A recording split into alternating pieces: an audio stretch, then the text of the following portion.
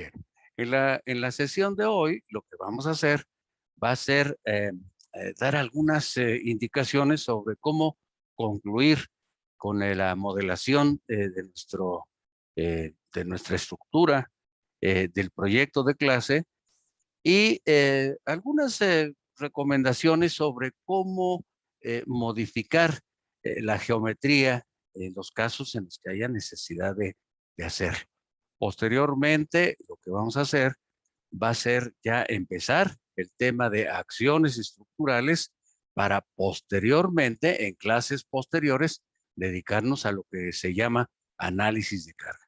Vamos a comenzar entonces con la modificación, más bien para completar la geometría que tenemos ya declarada este, en nuestro modelo. Vamos a comenzar.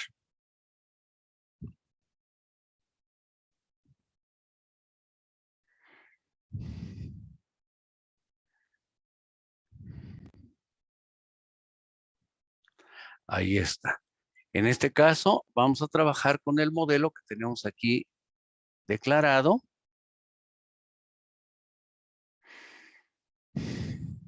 Como 8CM2. Aquí está ya. Este es el modelo. Si ustedes se dan cuenta, cuando vayamos nosotros a ver la geometría de los distintos elementos componentes, vamos a ver qué es lo que pasa. Observen entonces que si yo le pido una vista en planta, las traves secundarias, que son estas, estoy apretando la tecla Control, estas no tienen definida la sección transversal y por supuesto tampoco el material. Así que lo que yo tengo que hacer es asignarles a estos elementos, asignarles ya una geometría y un material. Si yo ahora le pido la vista en isométrico, pues ahí está. Entonces lo que voy a hacer es comenzar para esos elementos, a ver, le voy a decir view selected objects, ahí está. Esos elementos no tienen en este instante geometría ni material. Entonces vamos a asignarle una pues, con la siguiente orden, que es define. Al darle define, entonces lo que va a pasar es que me va a solicitar que le declare el tipo de geometría. En este caso le voy a pedir rectangular.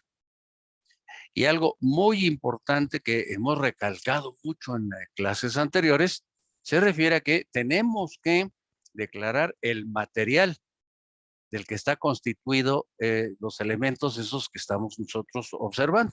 En este caso, el material corresponde a uno que nosotros configuramos que se llama concreto 300. Para ustedes podría ser concreto 250 o concreto 350. Ahora voy a establecer las dimensiones. Las dimensiones que después vamos a ver cómo se obtienen estas dimensiones. Por ahorita no, porque lo que estamos haciendo es avanzar lo más rápidamente en la generación del modelo.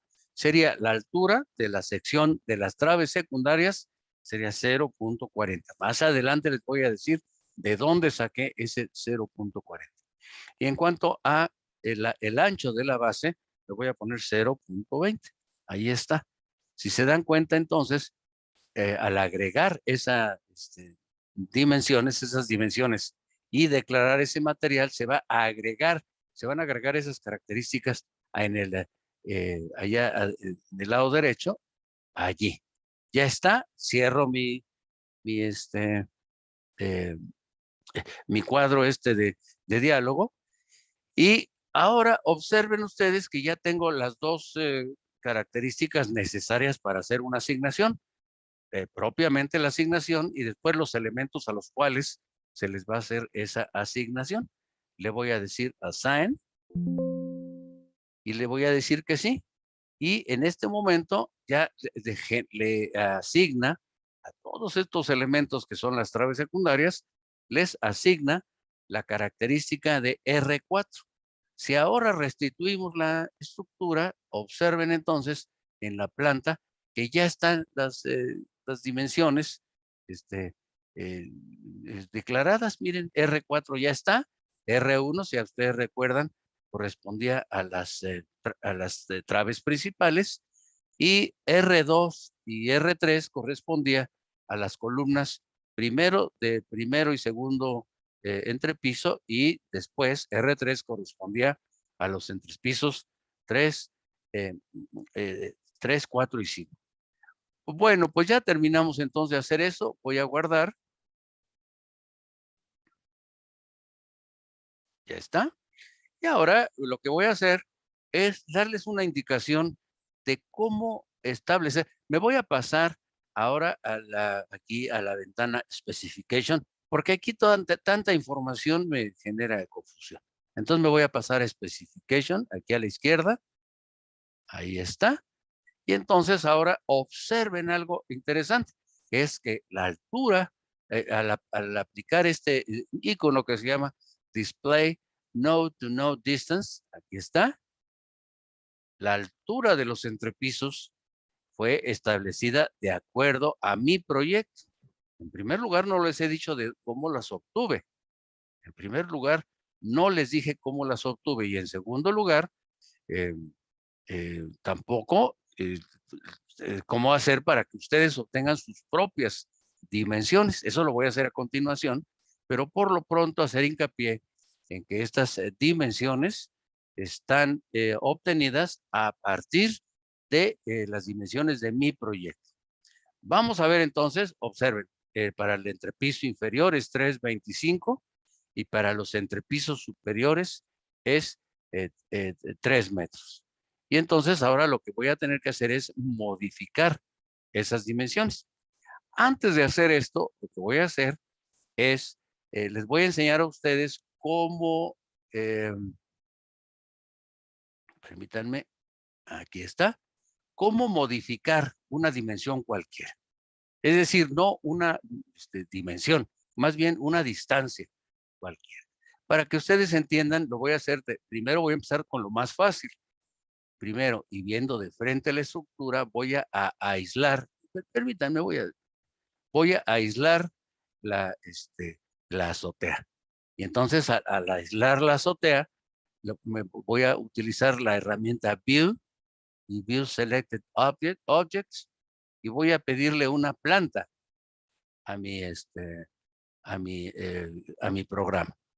Ahora observen que la distancia, otra vez, la distancia que hay entre este punto y este punto es 1.50. Y supongamos que cuestiones de características de la estructura, yo lo que quiero es modificar de 1.50 a 1. Por ejemplo, 1.65. Es un valor cualquiera. Y ahora lo que voy a hacer es modificar esa distancia. Para ello, se utiliza, voy a trabajar con el cursor de barras. Y lo primero que se hace es, se selecciona ese elemento, y ese elemento lo vamos a correr para que quede más abajo. Es decir, ese elemento va a quedar en esta posición. Miren, va a quedar aquí, a una distancia de 1.65. Ahora les voy a enseñar cuál es el procedimiento para desplazar el elemento 15 centímetros hacia abajo. En este caso, hacia abajo significa en la dirección positiva del eje Z. Ok, vamos a hacerlo. Y entonces lo que se hace es se usa la herramienta que se llama Geometry. Geometry, Move, Joint. No, Member. Ahora sí, va a ser Geometry y mover el elemento, que en este caso sería la barra. Le voy a dar clic y va a aparecer un cuadro de diálogo, una ventanita de diálogo. Y en este cuadro de diálogo, Stan me pregunta, ¿en qué dirección quieres mover tu elemento? Bueno, pues es en la dirección Z. Y después me dice, ¿cuánto quieres mover? Entonces le voy a decir 0.15 de metro. Pero atención, es en dirección positiva de Z, y entonces este 0.15 debe ser positivo también. Al darle OK, al darle la orden OK, entonces STAAD lo que va a hacer es me va a... algo importante que se me estaba pasando es retener las conexiones. ¿Qué significa retain connections? Significa que los extremos de la barra que están unidas al resto de la estructura se van a, hace que la barra se va a correr con todo y los nodos que están en los extremos. Y de esa manera se va a hacer un desplazamiento total de esa barra con todo y nodos. Al darle OK, ahora sí, Stan me va a hacer ciertas preguntas. Una de ellas es si quiere que se desarrolle un chequeo, una revisión de nodos duplicados. Voy a decir que sí. Digo, de barras duplicadas. Le voy a decir que sí. Y por otro lado, dice, si se desplazan los nodos, la barra que está a lo largo del movimiento va a tener varios elementos. Le digo que sí. Y ahí está el resultado. Observen que antes era 1.50, ahora es 1.65. Para que ustedes terminen de entender esto, ahora lo voy a regresar al mismo lugar donde estaba. Entonces aquí está la barra. Le voy a decir Geometry, Move, Member. Y ahora le voy a decir, ahora desplaza la barra en dirección Z, pero una distancia menos 0.15. Y al decirle menos 0.15, es, retain connections, no se nos olvide, retain connections. Y al decirle OK, Stan me hace las preguntas de que si quiero desarrollar una revisión ahí de barras duplicadas, de que si las barras,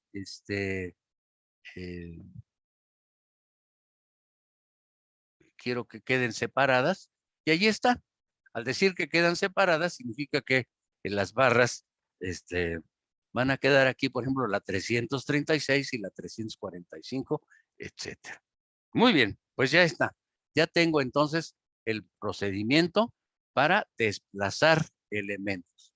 Ahora me falta otro procedimiento que es importante, que es el procedimiento para desplazar las distancias verticales, las alturas, cuando no hay, cuando no coinciden con lo que debe ser.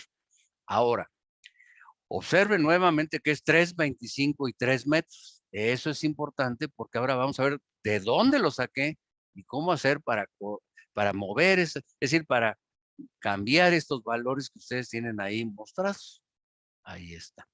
Para saberlo, entonces me voy a ir, ahí está, me voy a ir a un documento que es en el que yo les indiqué a ustedes, aquí está, las alturas de proyecto. Yo se las indiqué porque yo no sabía las dimensiones que ustedes le van a asignar a sus traves. Entonces yo lo que puedo hacer es darles la distancia a ustedes, yo se les asigné la distancia a la cual le voy a llamar H1 y H2, que en este caso vale 3 metros, y en el caso de arriba, de los entrepisos de arriba, vale 2.5 metros. Ahí está las distancias. El problema que es que estas distancias no son las distancias que yo debo declararle a la estructura.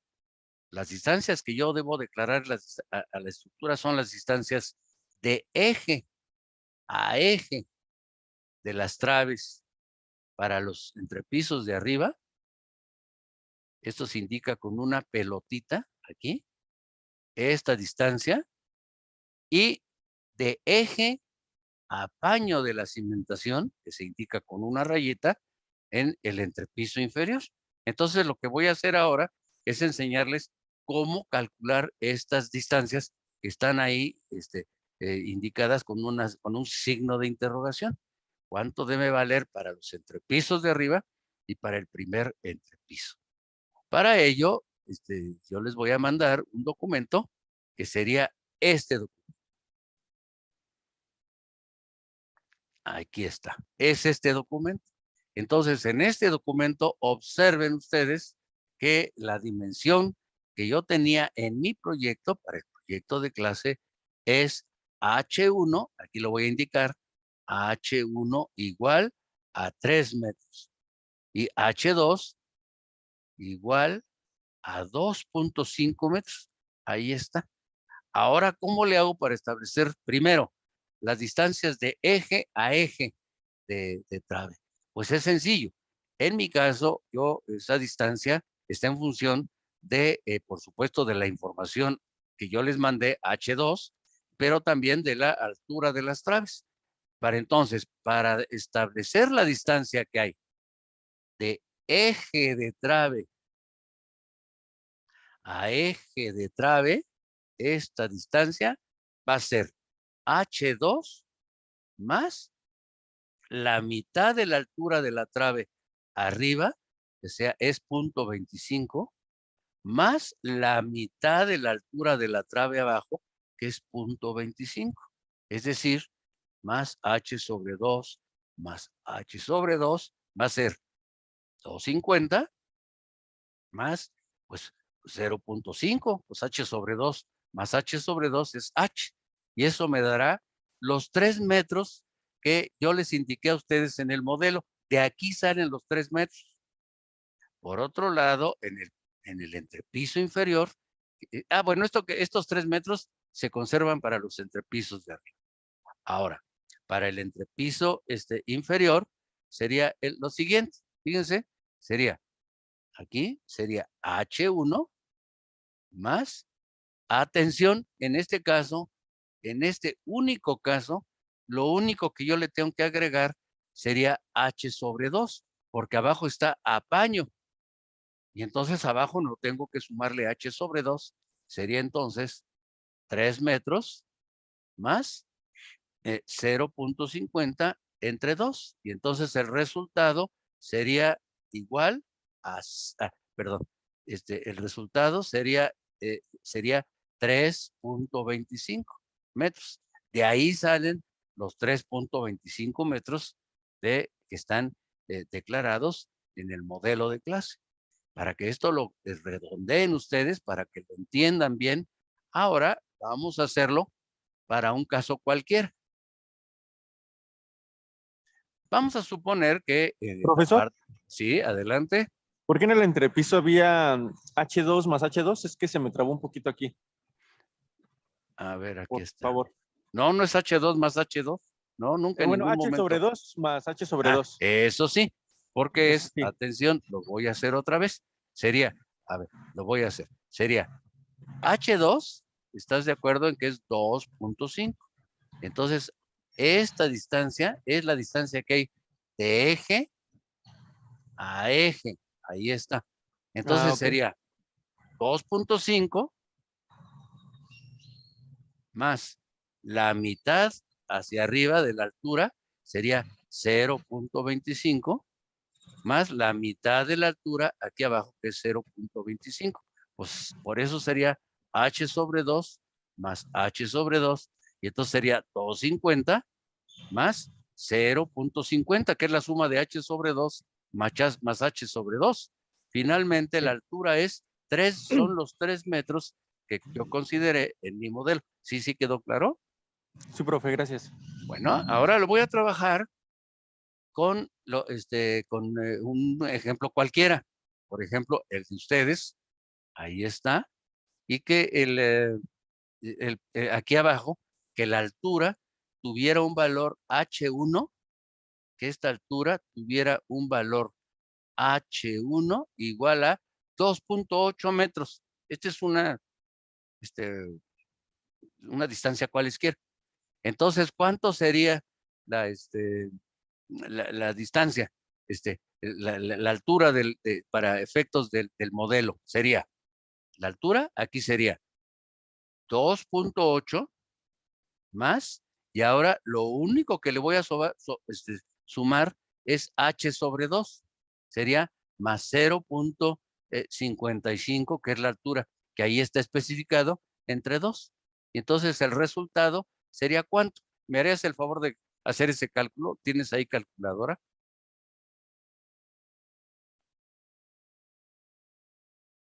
¿Sí estás ahí?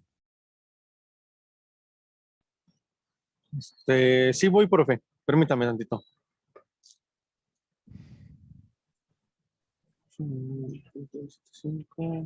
Serían 3.020. Este.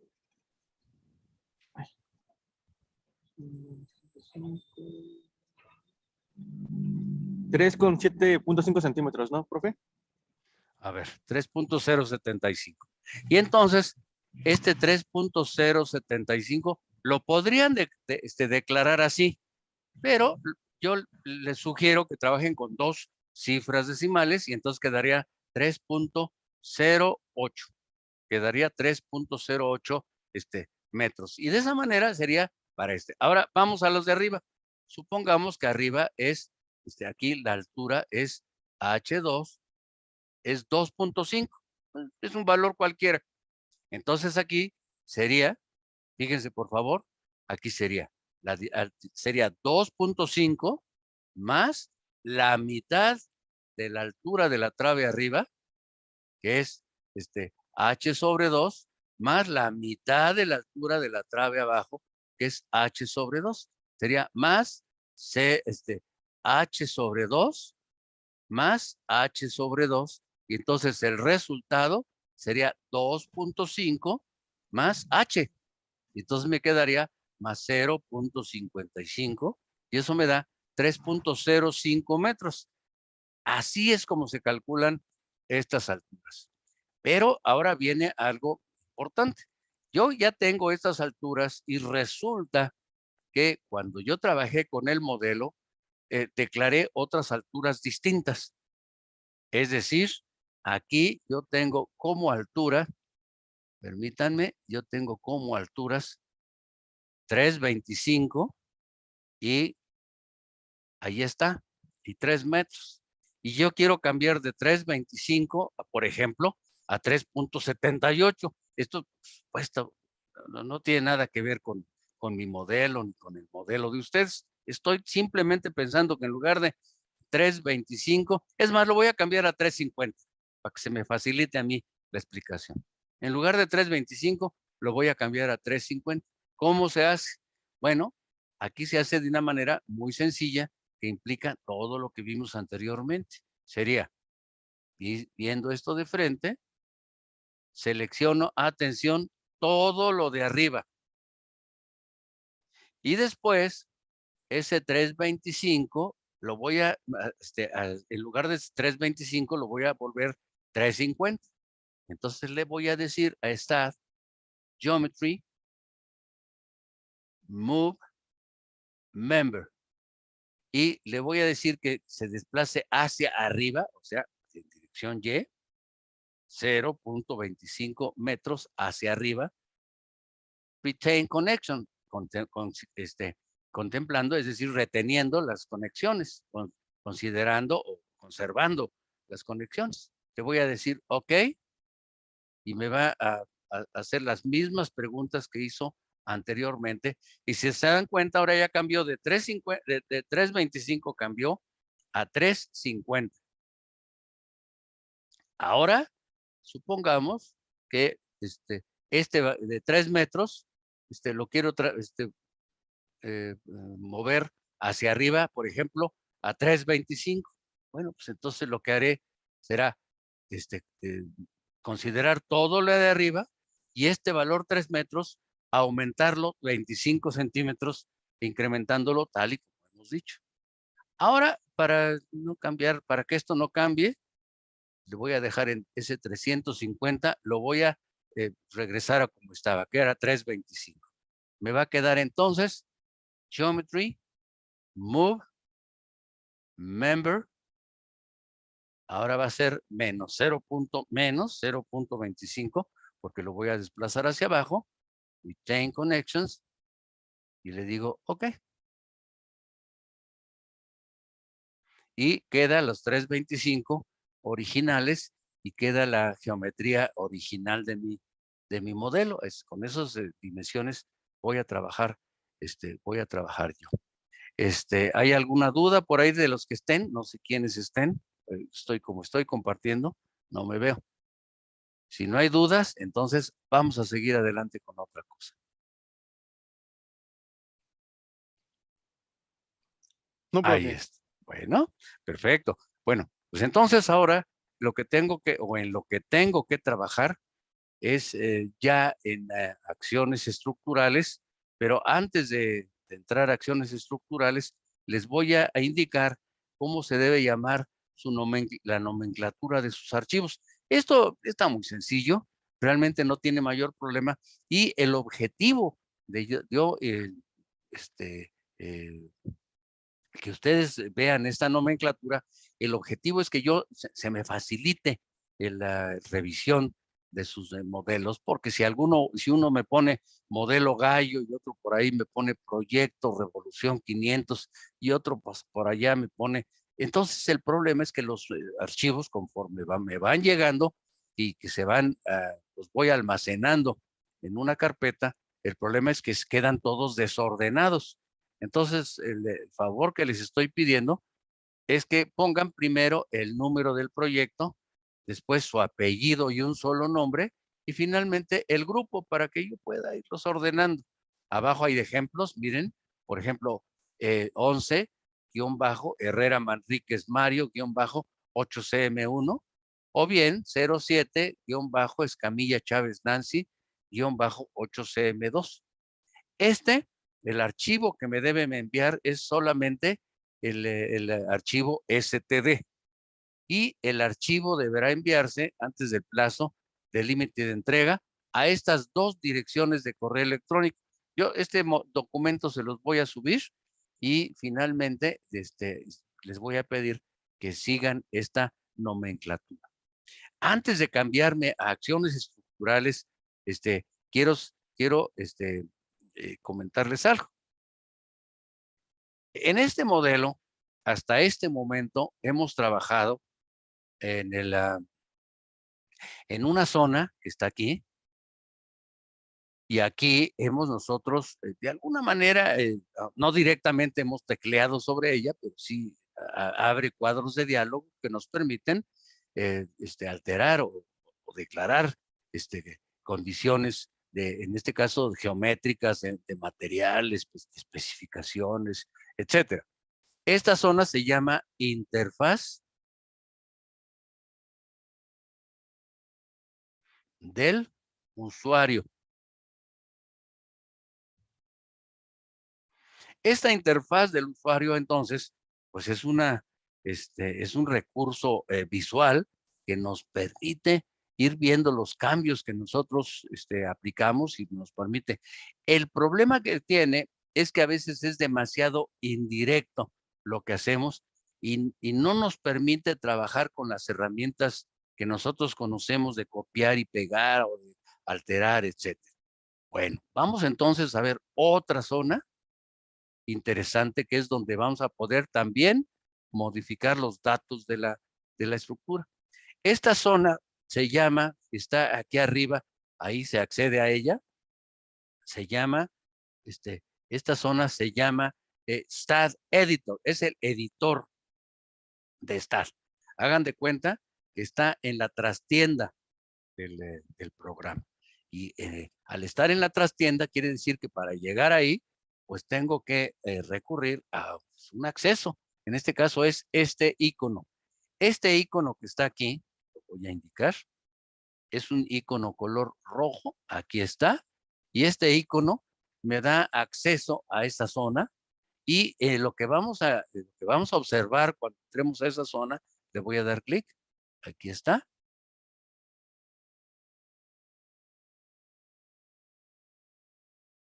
Ahí está. Y entonces a lo que accedemos, entramos es a una zona con texto, fíjense. Ese es un listado de órdenes.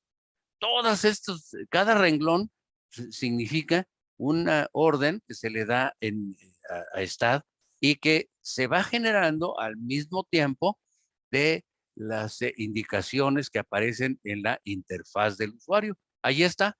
Observen ustedes entonces cómo se van generando órdenes, primero respecto a los nodos, después respecto a la forma en que se interconectan los nodos con las barras, y después ya vienen ya todas las órdenes que le dimos al programa posteriormente. Observen ustedes que los materiales ahí están listados. Y si yo quisiera cambiar la relación de Poisson de 0.17 a 0.18, yo lo podría hacer tranquilamente. O, por ejemplo, este, eh, eh, cambiar, desactivar una de las órdenes. Por ejemplo, yo no quiero considerar, por alguna razón, la orden esta de slave. Entonces lo que se hace es, se coloca uno al principio de la línea y le pone uno un asterisco. Se le pone uno un asterisco. Y con ese asterisco se inhabilita la línea. ¿En qué casos se usa esta herramienta de inhabilitar una línea? Pues, por ejemplo, cuando uno quiere saber dónde está cometiendo un error y al deshabilitar una línea, y si el programa no hace nada, eso significa que esa línea, pues tiene alguna influencia en que no haga nada el programa, etcétera. Eso más adelante ustedes verán que se puede hacer. Ahora bien, tiene esto la ventaja, la zona de edición, el editor de STAT, tiene la ventaja que yo puedo en un momento dado copiar y pegar, como si fueran las herramientas de Windows que ustedes conocen, copiar y pegar. Y eso nos va a facilitar muchísimo cuando declaremos cargas. En lugar de estar declarando las cargas una y otra vez, pues copiamos y pegamos en los distintos niveles, por ejemplo, en los distintos pisos, las cargas. Y eso hace que esta herramienta de trabajar, estas herramientas de trabajar en el editor sean formidables.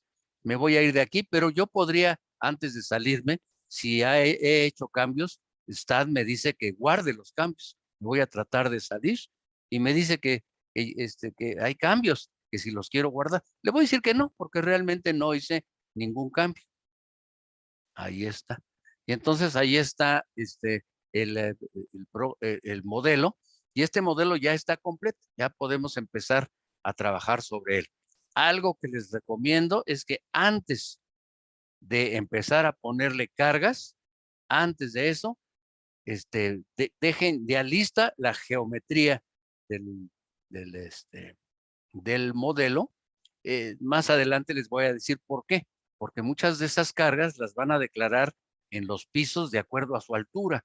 Entonces, si modifican la altura, entonces STAT se vuelve loco porque dice, a ver, me estás diciendo que aplique carga en un piso que no sé dónde está, estoy aplicando carga en el aire.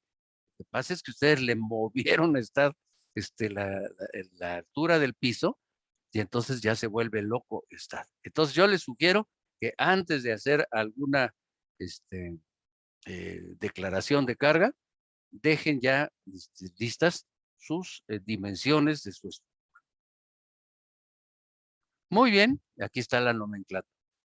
Y vamos a continuar con nuestro tema que se refiere a acciones estructurales.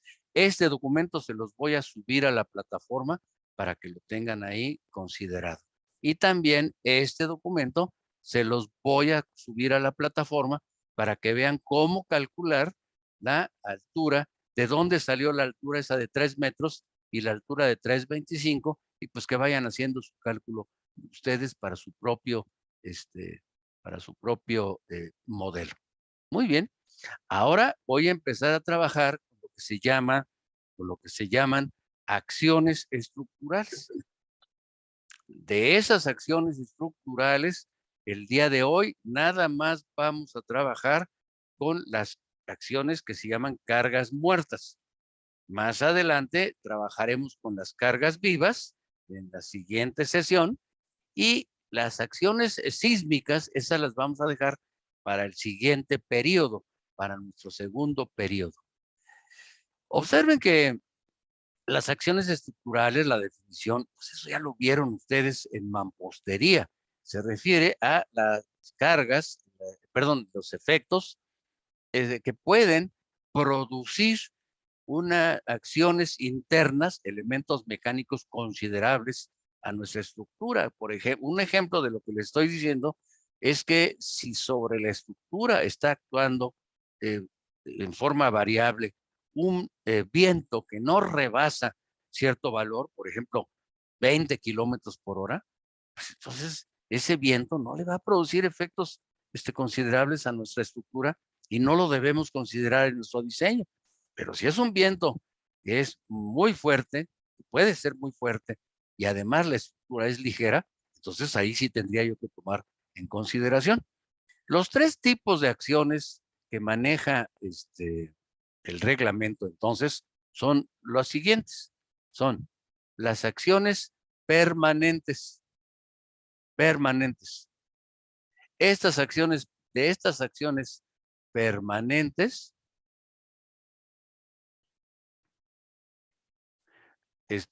por ejemplo, un efecto de acción permanente sería en un muro de contención, el efecto de la tierra que el muro está conteniendo. Por ejemplo, en una presa, pues es el agua que está siendo contenida por la presa. Es una acción permanente, ¿sí? Entonces, en nuestro caso, la acción permanente que nosotros vamos a considerar va a ser la carga muerta. Hay otras acciones permanentes, pero nosotros no las vamos a considerar. Otra son las acciones variables. Y de estas acciones variables, nosotros vamos a considerar dos. En cuanto a las acciones variables, va a ser la carga viva con dos posibilidades, que sería la carga viva, perdón, viva,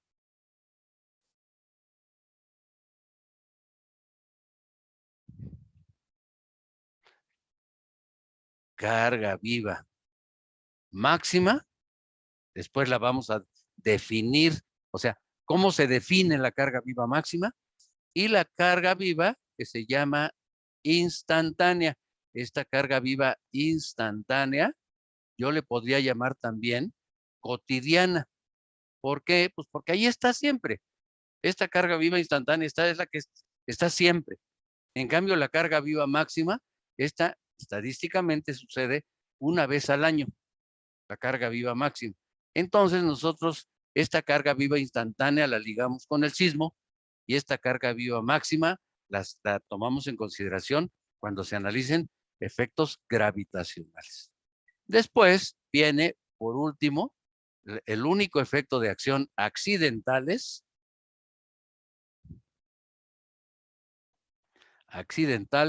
Nosotros vamos a tomar nada más el efecto del sismo. Ya vimos la clase pasada que en un edificio, por ejemplo, de configuración industrial, que tiene una techumbre muy ligera, pues ahí sí tendríamos que tomar en cuenta el viento. Pero en este caso, la única acción accidental que vamos a tomar va a ser el sismo. Observen ustedes entonces que realmente el panorama no es tan difícil. Calcular los efectos de la carga muerta, considerar los efectos de la carga viva de acuerdo al análisis. Si son acciones gravitacionales, se toma la carga viva máxima. Y si son acciones sísmicas, se tiene que ligar al sismo con la carga viva instantánea. Ya está. Entonces ahora vamos a comenzar en orden, vamos a comenzar con nuestra carga muerta. Ahí está. Esos son los efectos que nosotros vamos a considerar. Y atención, vamos a empezar con las cargas muertas. En las cargas muertas, lo que se toma en consideración es el efecto de lo que se llama peso volumétrico. No confundir con densidad. Densidad es otra cosa. Densidad se entiende como la masa por unidad de volumen. Y la masa, recuerden ustedes que es una cantidad que refleja, que establece la cantidad de materia que tiene un cuerpo. Finalmente, la masa es un absoluto que establece la cantidad de materia y es válida en la Tierra, en la Luna, en Saturno, en cualquier parte. La masa es independiente entonces de la atracción gravitacional. En cambio, nosotros tomamos el peso, lo que es el peso, como el efecto de la gravitación sobre una masa considerada, una masa específica. Vamos a ver cómo se calcula entonces lo que es el peso. La atracción gravitacional sobre nuestra masa. Y vamos a ver cómo se considera el valor del peso volumétrico. Es decir, cuánto atrae la Tierra a un volumen de 1 metro cúbico de un determinado material. ¿Cómo lo hace? ¿Cómo se hace este cálculo? Pues ustedes piensan que es muy fácil, porque simplemente piensan, lo único que tengo que hacer es pesar un volumen conocido. Y eso es cierto, pero es nada más la primera etapa. Este valor se llama gamma. Esta letra se llama gamma y establece el valor, este es el peso volumétrico. Ahora, este gamma se calcula pesando un elemento, ¿sí? Un elemento que tenga un volumen conocido. Y el resultado, por supuesto, van a ser kilogramos. Aquí, ahí estamos un poquito mal, porque son el peso del elemento en kilogramos sobre metro cúbico. Recuerden que el kilogramo es una unidad de masa. Así que ahorita lo estamos considerando como si representara la atracción, la fuerza que origina la atracción gravitacional en kilogramos. Bueno, pues así, convencionalmente podemos trabajarlo así, kilogramos sobre metro cúbico. Y lo entendemos, creo que lo entendemos a la perfección. Si pensamos en un tinaco lleno de agua y que ese tinaco tenga 1000 litros, pues podemos pensar que son 1000 litros, pesarán multiplicados por el peso volumétrico del agua, que es 1 tonelada sobre metro cúbico. Bueno, pues esos 1000 litros pesará 1 tonelada. Bueno, eso es lo de menos. Por otro lado, tenemos la cuestión del peso volumétrico medio o promedio. Bueno, pues ahí está. Sumo todos los pesos volumétricos de todos los elementos que yo sometí a, a pesaje. Ahí está. Y una vez que yo tengo esa suma, la divido entre la cantidad de elementos de los cuales yo obtuve el pesaje y finalmente el peso volumétrico. Ese valor se le llama medio y se representa como un valor testado. Pero aquí tengo un problema, fíjense, aquí tengo un pequeño problema.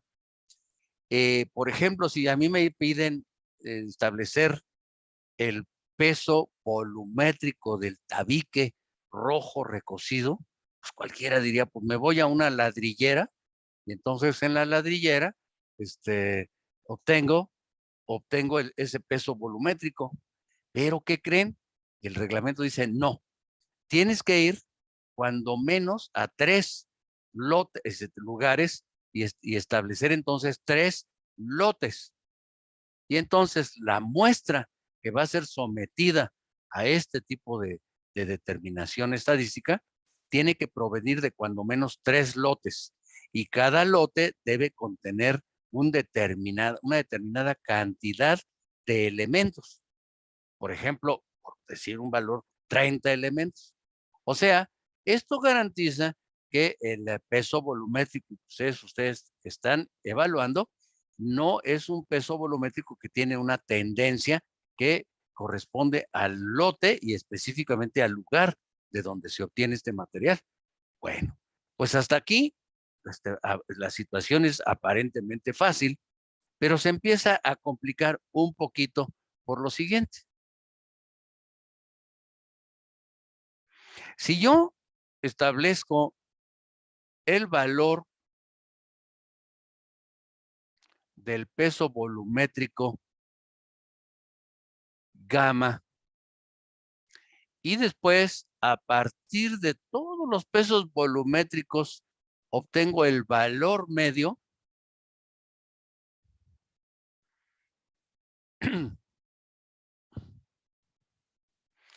entonces el punto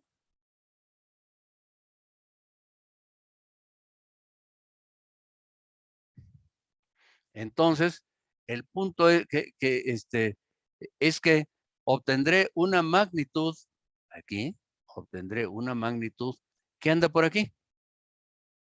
Ese sería el peso volumétrico medio. Sin embargo, yo puedo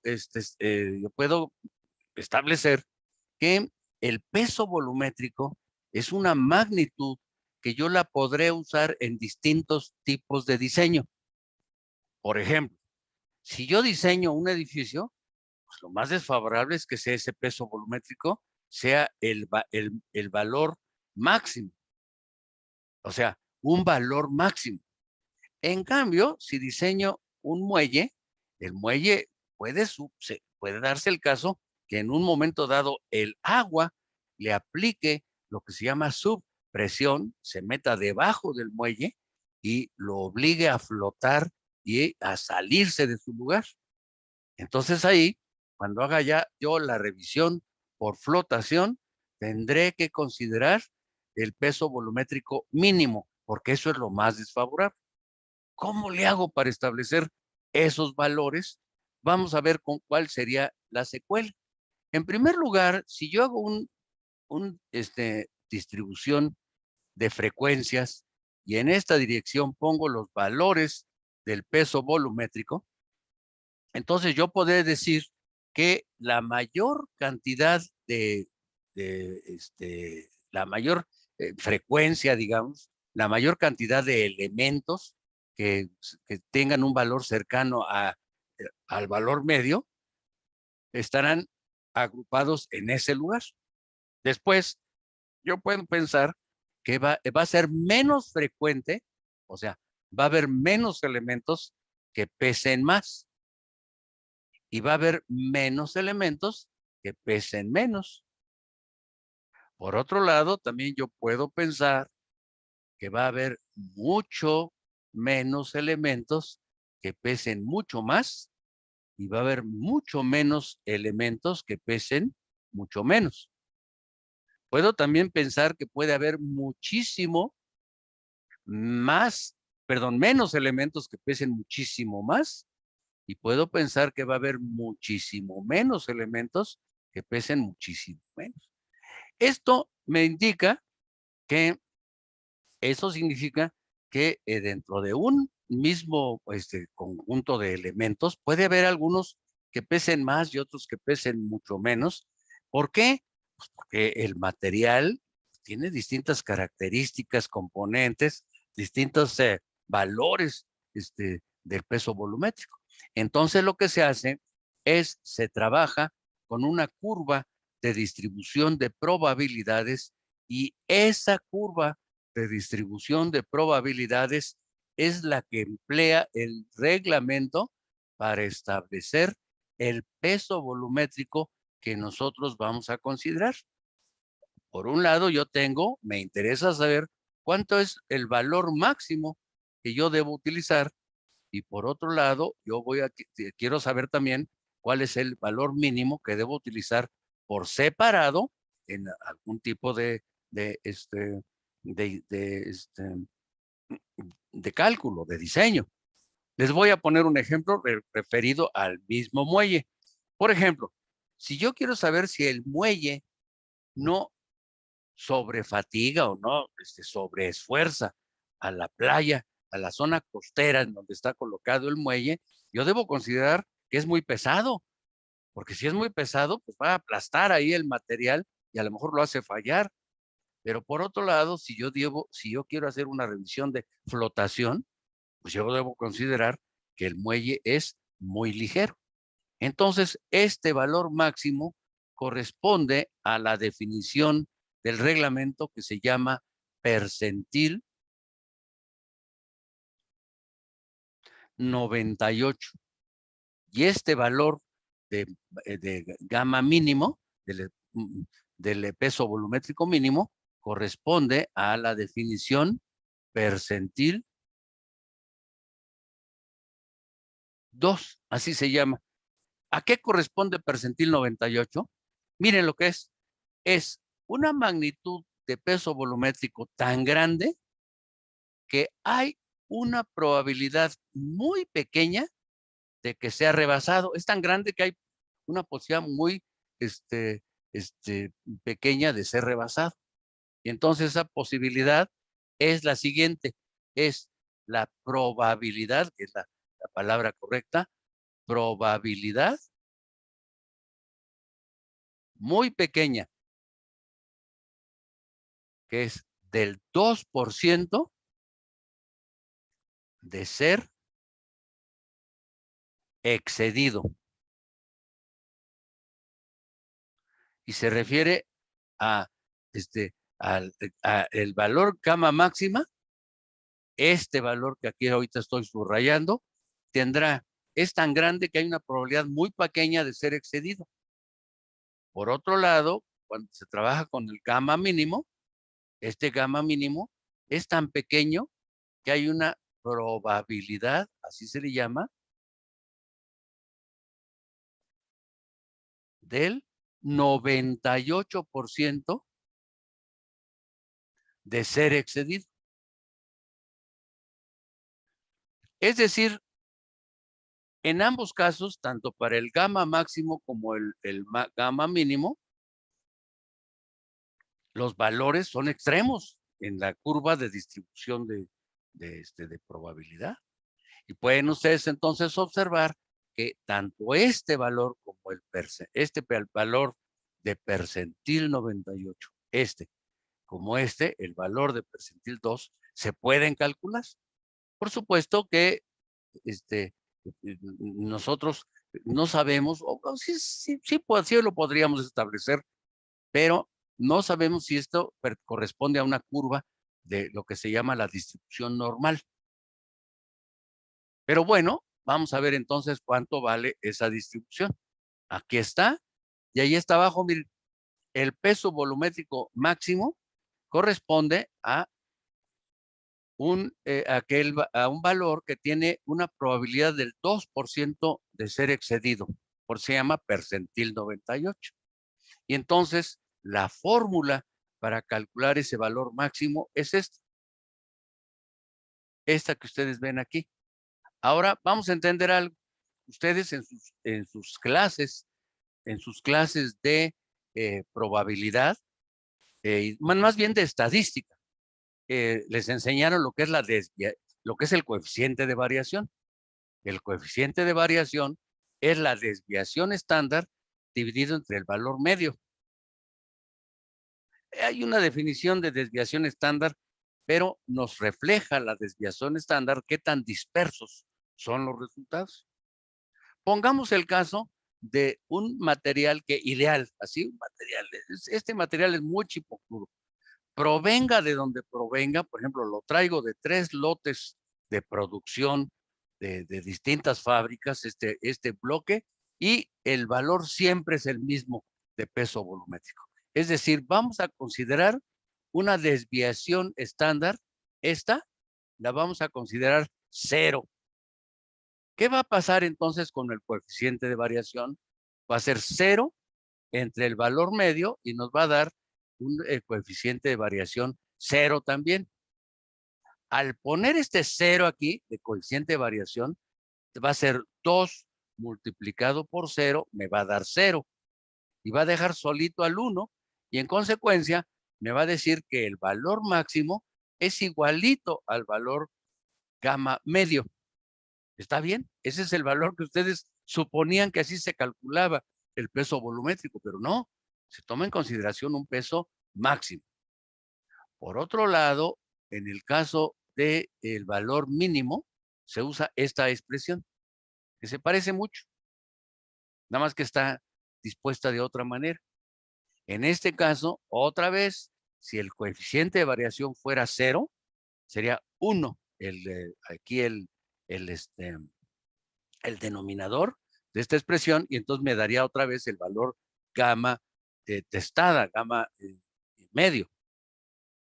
Entonces, nosotros, esa es la razón por la cual cuando ustedes tienen tablas de pesos unitarias, pues por un lado les dan el peso mínimo en toneladas sobre metro cúbico, estos pesos unitarios, y por otro lado les da el valor máximo. De ahí salen de estos análisis estos valores. Si quieren usar esta tabla, la pueden usar. Y si no, usen la que ustedes usaron en su materia de mampostería. En cuanto a la carga por metro cuadrado, esa es la manera en que usualmente trabajamos nosotros la carga muerta, considerando la carga por metro cuadrado. Y entonces la carga que nosotros manejamos es una carga descriptiva, porque dimensionalmente no resulta, porque corresponde a lo que pesa un prisma que tiene 1 metro por un espesor T. ¿Cuánto valdrá entonces en la carga lo que pesa este prisma? Vamos a ver cuánto pesa.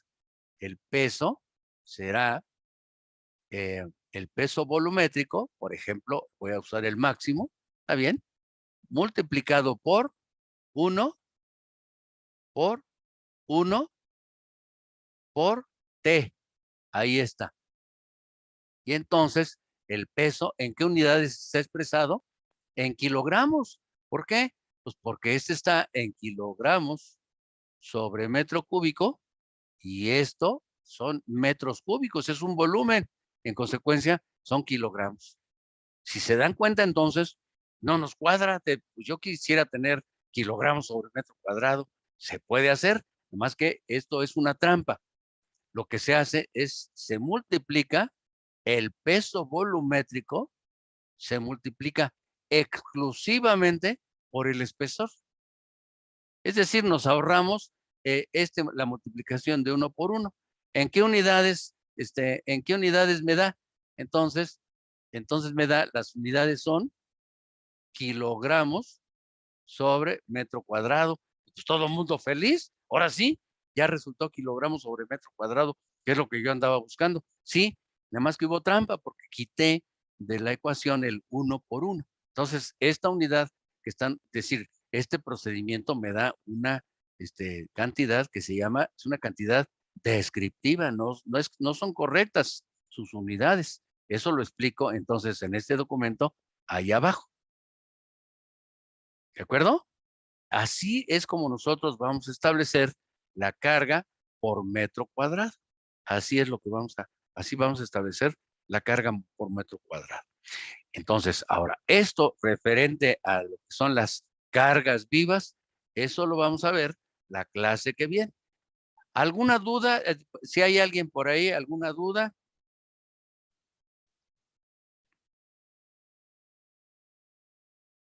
Bueno, entonces, ahora, No, profe. gracias. Voy a detener entonces la grabación porque hasta aquí